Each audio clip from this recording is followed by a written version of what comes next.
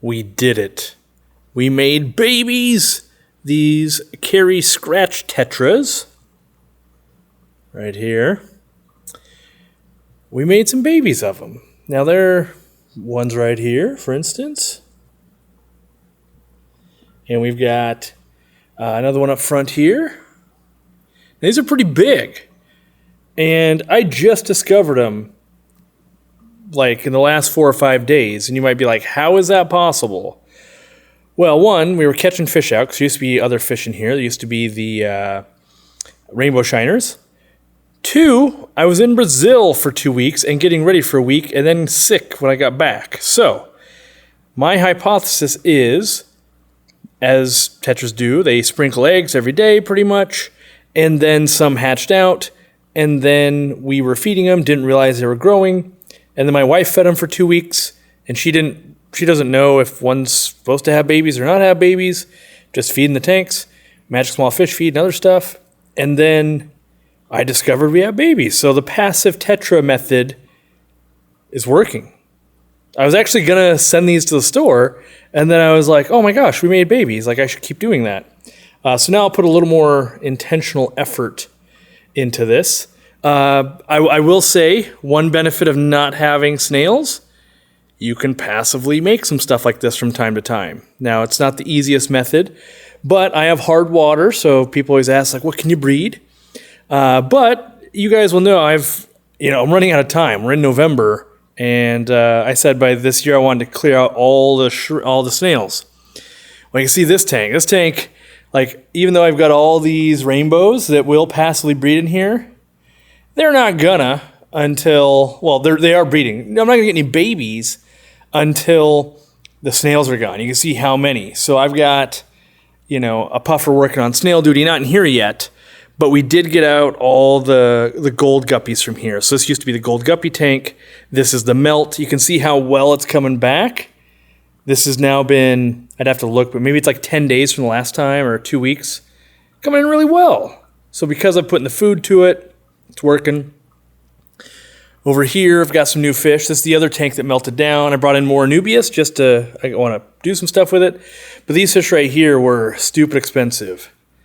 This female is I don't even know what they're called, like copper, platinum, marble, sailfin, lyre tail. Here's the male. And when I say stupid expensive, I got them on Dan's Fish. And it was $200 for the pair. So that's stupid expensive money, in my opinion. But I like the look of them, and I'm still wanting to play with mollies. These guys seem to be doing all right, which is good. I've had them for about, I got them on a Tuesday. Today's Monday, 6 days.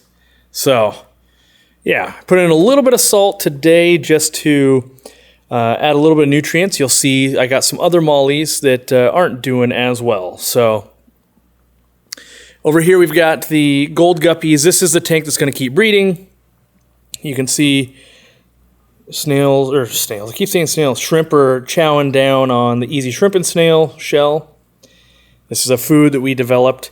It hardens for live bearers. It also provides calcium for the shrimp to eat on. But then also, as it dissolves into the water, it helps keep shells from dissolving.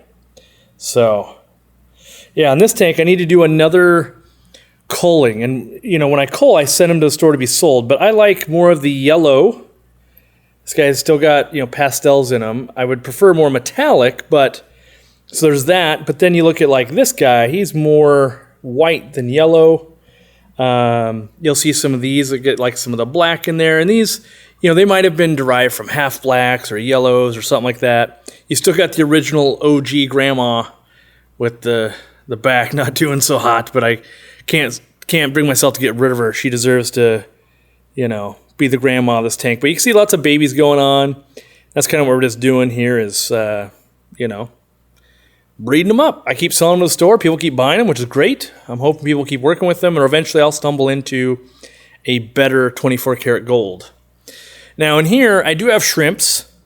They're not attacking this. They must be getting, enough calcium or whatever from their source, or one of my favorite tetras in the world is attacking them, these Emperor tetras. Look at that male. They keep going to the plants. If I de-snail this, there's a chance that the shrimp will allow some babies to grow. I want to move some fish in here. This is, another 40 breeder. And I put the Congo spotted puffer that I have in here. He's on murder duty. So I just been moving them all around the fish room. And are you going to eat that on camera? That'd be real helpful if you did. No, you're not at work. Okay, that's cool. But yeah, I've been just moving this guy around, and basically when his belly's not full, I double check the tank, and then I move him around. If there's no more snails, on he goes. Takes him, this tank might take him a week. So, but I'm definitely making headway. I started with all the 10 gallons because that's where I do a lot of the breeding. And yeah, I caught all the fish out of here. I think it was white clouds, shabunkins, and all the rosy barbs that we bred and grew up. They went to the store to be sold, so check that out. And then I'm kind of resetting this tank, deciding if I want to go undergravel filter or what I want to do for filtration. But without the fish, you can see a lot of gunk just builds up on the Anubias. If it'll focus there. So by getting some fish in here, that fixes that problem, by the way, if you run into that. Over here, we did bring some fish from the store to me. And that would be these trout goodeids, live bear. Now, these guys, I wanted them to eat the algae, but with the algae, they've been eating the moss too. So there's a lot of moss on the ground, but hopefully they'll calm that down. Now, these guys came from someone breeding. I think they were on the forum, or at least they're watching the videos. They sold them to the store. I took some in because I wanted some. This strain, even though it's from Greg Sage, it seems to have a little more, I'm going to call it metallic or shimmer in the fish. It's hard to capture it on camera, but the backs have more, I say metallic scale. You can see it sometimes there. But these guys are great algae eaters, and I feel like I get rid of them, and every about a year I bring them back. And then I get rid of them, and then I bring them back. And then I get rid of them, then I bring them back. So now they're back. And this isn't the final form where I'm mixing CPDs, veil tail, or long fin cherry barbs, and those guys. It's just I kind of wanted to get, get some stuff. I want to escape. I want to change filtration possibly, then move stuff, that kind of thing. Just showing off the Easy Shrimp and Snail doing works. Eating it up. It's good. A lot of times you'll see even the babies, like you see all the babies in the gravel. So this is one of the reasons. Why do you like the big chunky tan gravel? It's also great for baby fish, baby shrimps, and all that kind of stuff to hide out in there. You can just see they live, like if I can zoom in, I don't know if I'll be able to zoom in, but there's literally shrimp living down in the gravel. And that makes it so your fish can't just instantly dive bomb and get them. So, like there's a shrimp right in the front there, but it's so hard, right in front of that snail. Like right there underneath almost. And so that really helps. Like, yeah, there's plants, and they're all in the plants and everything too. And yes, I've got tons of Crypnuri, and they're doing great there, but it does help. So in here, we got rid of the balloon mollies. They went bye-bye. And brought in these mollies that are just crashing. So this is where I said, not doing so hot. These mollies, I'm convinced, came from harder water or saltier water. So I'm going to be treating them today. Put a little bit of salt in there. But that's mollies, when they're doing that, they're just clearly not happy. So even though they're alive, they all came from Dan's. They came in very healthy looking. And this will help harden the water of the Easy Shrimp and Snail as well. But you can kind of see those other ones, the $200 ones, also came from Dan, thriving, but weary considering all the other ones that I got. So I got these copper pair for like $30. They're not loving my water. And so I'm going to doctor the water. I'm going to try to get them adjusted to it. Now, that's not always successful though. And if it's not, I will move on. What I don't do is I won't keep adding salt and other things to my water forever, because that's not worth it to me. But I will, try to acclimate them and get them going and see if I have to keep doing that, try to move them on. We'll see. So, showing you the struggles of like, yep, bought fish. They look great and they were great. And I've seen them at his facility, but I know my water, even while hard, I have struggled with mollies for many, many years. So, and it's because some of them are bred in brackish water or even salt water. But yeah, these guys, I'm going to watch the video back because sometimes I see stuff in video, but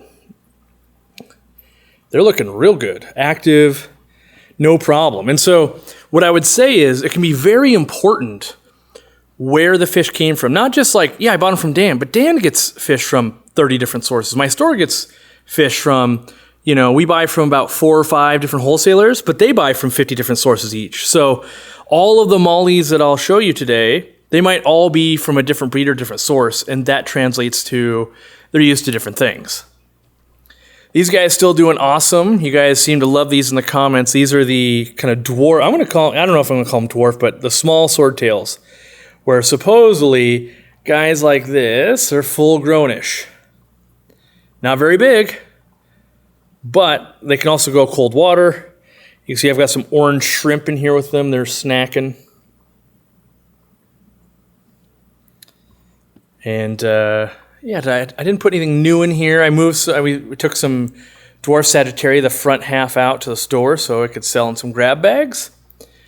And then over here you can see the mama shrimps. We've got the ocean blues in here, but then we've also got these big Amanos in here. And then I bought this pair of guppies from Dan's Fish also. I want to say they were like the platinum Dumbo ear. And I've only had them for a few days. You can see there's already fry. So they did what kind of fry do. Let's see if I can find a better spot to look at the fry here. Yeah, you can see some in the weeds there. So made some more, not bad. I'll do a different video, but I've got Daphnia production spun up in like full effect, immersion blender, all kinds of stuff. Still got some fry in here from the rainbows that had gotten out of the container. Can I zoom in on you? Or are you gonna? Why can't I see you in camera? I can see you in person. Where are you going? You're right back there, darting all around. But there's like 2 or 3 of them in there that my wife fed while I was gone. And then, so this is going to seem like, oh man, Corey's fish room's falling apart. This guy got hurt or something. My flagtail, he put on a bunch of size. But you can see, like, what's that? So I'm going to see if I'm going to treat that with meds. I'm going to watch it for a few days probably and see if it naturally starts healing. If not, I might intervene with meds or salt. But he could have easily gotten spooked, which he does. He does get spooked. And run into this Gigantotron intake I made. So that could be a thing. The Bristol Shabunkins, though, looking good. And my wife was feeding them super well. So they were, chunking up, which is good. Just getting fat.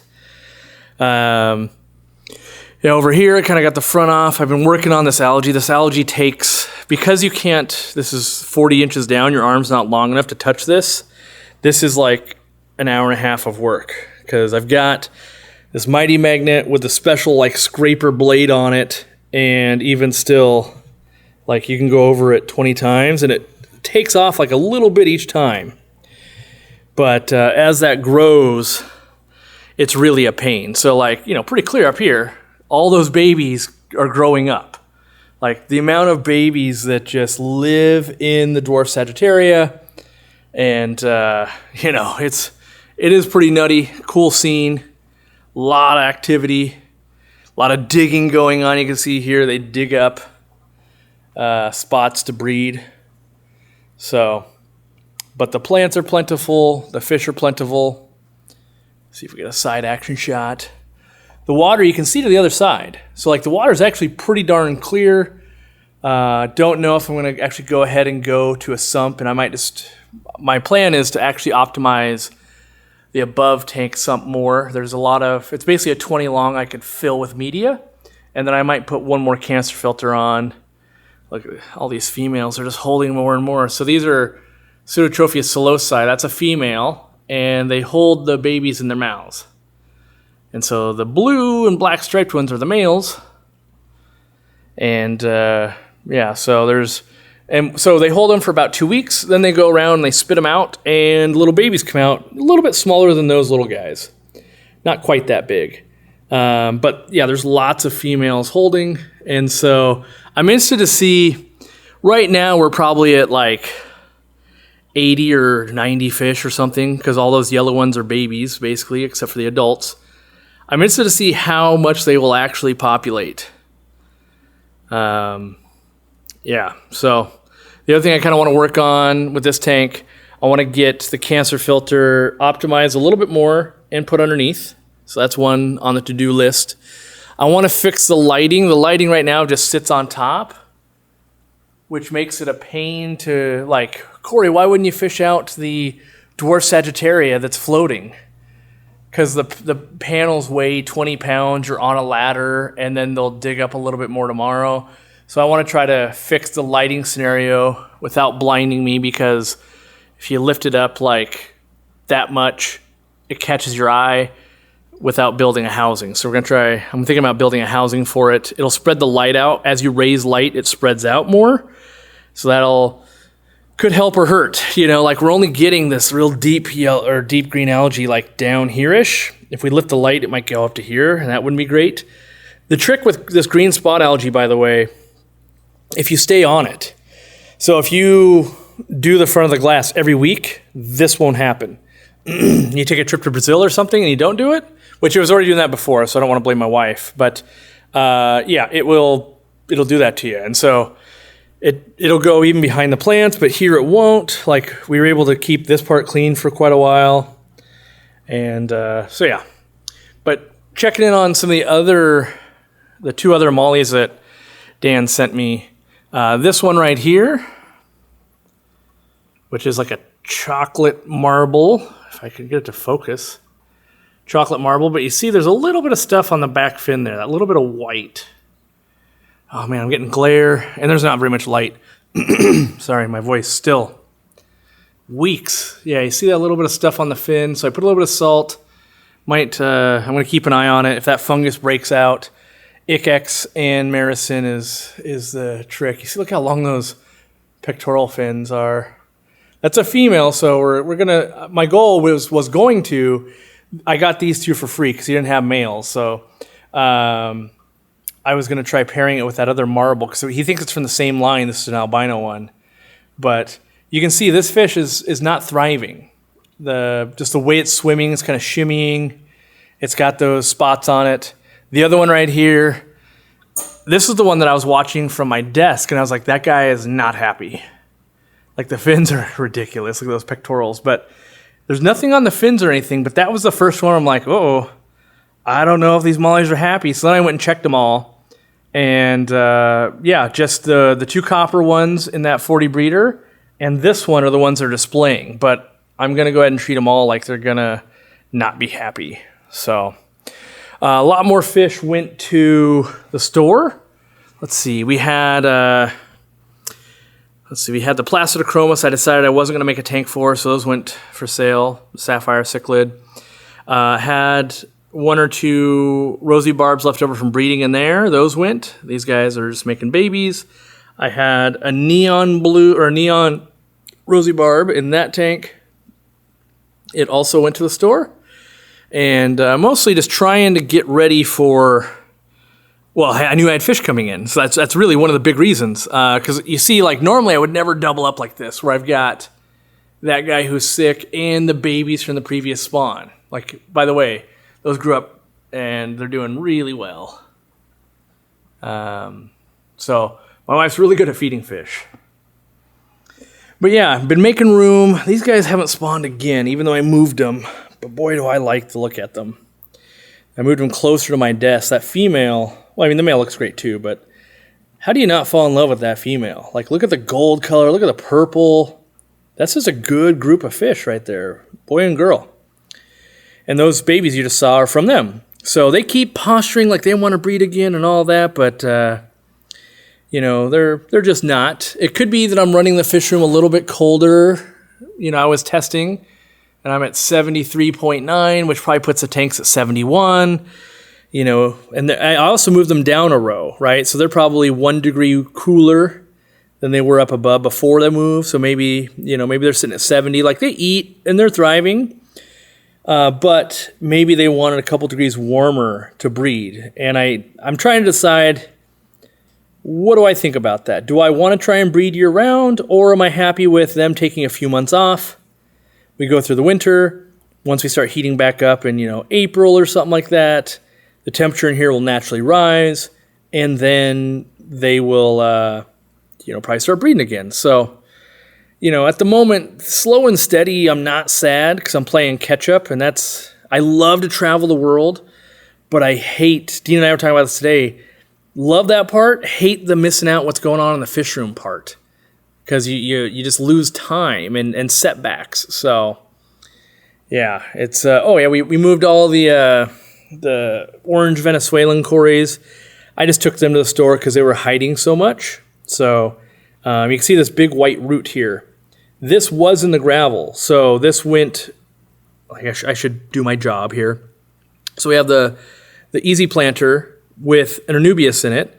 There's a hole in the bottom of the easy planter so that roots can continue to go through, and it did. We removed all this so that we could catch the fish out. So this root will eventually pull itself back in, or I can plant it back in. But that's, I should tell you guys about that because that's what I do. And I would expect that this one would do the same thing. This one obviously won't because there's no gravel. So it's just going to, put stuff down, but that's it. You can see here's a fry from Kalitawa. There's not many in there, though. I hate that we did, I'm going to say we, I hate that I did so badly with the fry, hatched them all out. My setup wasn't perfect for them. Yeah, there's going to be some, but not as good as I wanted. So I'll just have to improve. Got that shrimp. Can we zoom in on that shrimp back there? He's looking kind of cool, that orange koi shrimp. But I'm going to probably put the camera down here pretty soon because I want to actually feed everything really well. Takes me, 20, 30 minutes. And then I want to do some cleaning and rearranging and that kind of stuff. And having the camera just slows that down. So, it's kind of been having fun, getting ready. Oh, another thing I noticed, this aquarium, you see how the water level's low? Something has happened, and I don't know what. Something has happened where when the water change system comes on, it barely any comes out. And so I need to diagnose, is there something in the pipe at that specific outlet? Did somehow that get choked off when we made the bend? It doesn't seem like that should be the case, but I've got some investigation to do because I hate water levels being low, but it never had that problem before. So that's what makes me think this is because it was doing that before we caught the fish out. This makes me think something might be in that little pipe, like a little piece of rock or something for our well, and maybe that got in there before I installed the extra filtration on the water line. I'm not sure, honestly, but I got to diagnose that because, that's not good to not have. It's basically not getting water changes. Obviously a little bit goes through, but such a tiny amount, it can't keep up with evaporation even. And if I let that go on too long, I thought about that. If I let that go on too long, I'll get a ring on the glass that I will hate. So that's on my short list to try and figure out. Just got so much going on, messes everywhere. I keep putting this tank off because I got to catch everything out. I want to put in the other side of the underground filter. I want to decommission the canister filter, even the glass I got to do real quick. This one, luckily, can do in 5 minutes. But the amount of male rosy barbs in here, they're just snacking on my bulbitis and stuff a little too much. I'm considering turning this into basically monster guppy tank 2.0, really try to get 1,000 guppies in this 150 gallon. And I'm sad though, I don't want to really disturb this big Crypspiralis tiger because it's putting out new leaves, it's doing so well, but it's going to melt back the minute I put a new underground filter in there and all of these rooted plants. So it's one of those I need to take a whole 2 days and really make it look better. Plus, it's on camera often. I got to decide if all of these fish, not all, but most of these fish are going into the 800 gallon, And then I would do guppies here, and do I just let, the eel stay here? So there's decisions to be made. But clearly, the plant's kind of getting beat on by too many barbs, with not enough females for them to hold their attention. The plants are suffering for it. So I want to play with the plants. I want to play with the fish. And so got some testing I'm going to be doing. So I'm building those up, building supplies up and all of that. Got Dean coming in about a week because we're going to work on this tank, maybe build that light as I told you, or that light fixture. And try to make sure I don't show off anything I'm not supposed to, but you can see Dan's fish box right there still. Been feeding some algae wafers. That's one thing. My wife feeds 100x more algae wafers than I do, that's for sure. I feed tons of community pellet and tons of Magic Small Fish feed. I kind of go through a lot of this. I was kind of shocked at the rate at which we're going through it. I'm going to keep getting back to what I'm doing. Just want to get this video made. I'm working on editing the Brazil footage. It takes, the last one took me 48 hours of editing. Well, that makes it seem like 48 hours. Probably 20 to 22 hours of just editing because there's, I want to say over 1,000 clips of video, and then to put a story together, then to voice it over, then to add in music and transitions and do all of that. But it's been fun. I enjoy the process, but I need to kind of get on it. So I'm gonna feed. I will talk to you guys later. Thanks for being a part of it.